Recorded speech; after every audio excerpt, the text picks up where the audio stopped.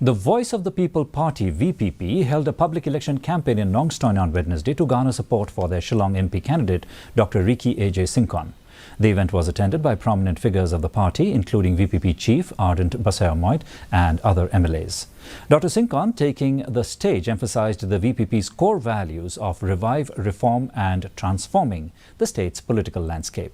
VPP Chief Ardent Basayamoit addressed the crowd, highlighting key issues the party has championed, such as job reservation policy, opposing the governor's Hindi address in the assembly, unconditional removal of Lokayukta officers and others.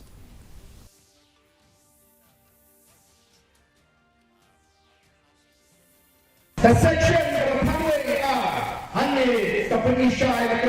for the purposes of assisting the Lokayukta in conducting a preliminary inquiry on this act, the officers of the inquiry wing not below the rank of Undersecretary to that government shall have the same powers as are conferred upon the Lokayukta under Section 88.